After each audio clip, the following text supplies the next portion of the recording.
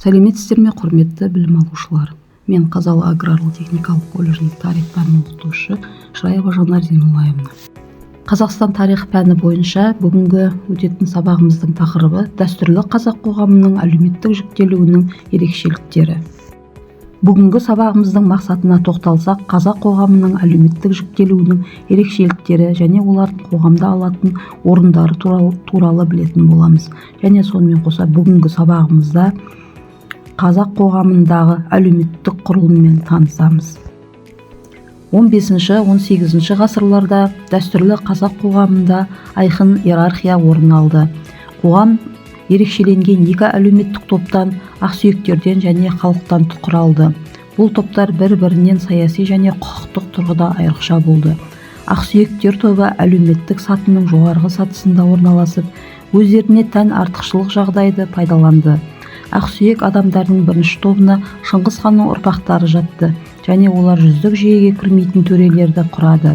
Ақсүйек адамдардың екінші тобына қожалар, яғни Мұхаммед пайғамбар мен басқа да исламды насихаттаушылардың ұрпақтары да жатқызылды. Сұлтандар. Шыңғыс хан ұрпақтары төрелерді сұлтан деп атады. Олар қазақ қоғамындағы ең ықпалды саяси күш болды. Бастапқыда сұлтан сөзі жоғарғы билік пен оның иесі әмірші түсінігін білдірді. Орталық Азияда ең соңғы Әбілқайыр хандығы уақытынан бастап ол Шыңғыс хан ұрпағының атағына айналды. Шыңғыс хан ұрпақтарының балалары бұл атақ пен оған байланысты барлық құқықты туғанынан өз жағдайы мен жеке қасиеттеріне қарамастан иеленді. Қоғамның басқа мүшелерімен салыстырғанда сұлтандардың құқықтық артықшылығы болды. Олар әскери қызметтен басқа ешқандай міндеткерліктер атқарған жоқ. Әлеуметтік иерархияның шыңында хан орналасты. Хан тек сұлтандар арасынан ғана сайланатын болған. Қожалар. Мұхаммед пайғамбардың 4 халифтің Әбу Бәкір, Осман, Омар мен Әлидің, соңғысының Фатима мен некесінен тараған ұрпақтары, яғни саидтерді қоспағанда және орталық Азияға ислам дінін таратушылардың ұрпақтары. Шыңғыс хан ұрпақтарынан айырмашылығы қожаларда бірыңғай генеалогия болған жоқ. Қожалар көптеген артықшылықтарды пайдаланды. Оларға қарсы күш қолдануға болмайтын еді. Ал қазақ қоғамындағы билерге келетін болсақ, рулар мен тайпалардың басшылары билер ерекше құқықтарды иеленді. Би сөзі түркілік бек сөзінің нұсқасы моңғолдық нойон мен араб парсылық әмірге сәйкес келді. Билердің ықпалы орасан болды. Кейде хан ықпалынан да асып кетуі мүмкін еді. Ол басқаратын рудың көптігіне, жолының үлкендігіне, сондай-ақ бидің өз беделіне байланысты болды. Билерге қол астындағы рулар қауымында сот, әкімшілік және әскери билік тиісті болды.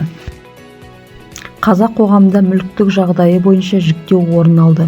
Көп мал мүлікке ие болған ықпалды дәулетті адам бай деп аталды.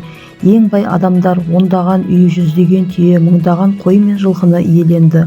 Байлар қоғамда айтарлықтай көп болды, бірақ олар ерекше тапты құрған жоқ. Байлық орасан пайда әкелді және қоғамдағы беделді анықтады. Батырлар. Қазақтың көшпелі қоғамында батырлар ерекше рөл атқарды.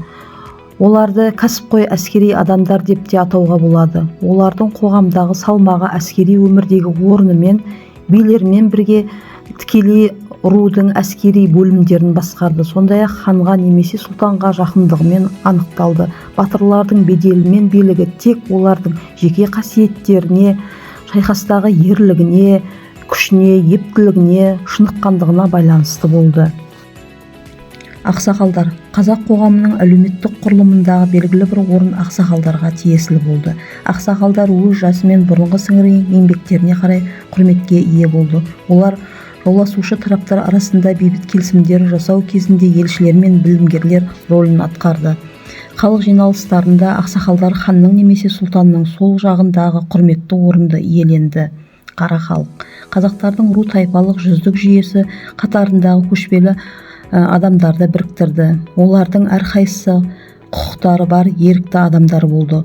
Ол мұраға қалдыруға, куәгер болуға, жиындарға қатысуға және тағы басқа құқықтарды иеленді. Қарапайым адамды айыпсыз өлтіруге болмайтын еді. Алайда жеке тұлға бостандығын қорғау ру мүшелерінің ынтымақтастығымен ғана қамтамасыз етілді. Өлтірілген адамның туыстарында кек алу, ал тоналғанның барымта жасау, кінәлінің малын бірлесіп айдап әкету құқығы болды.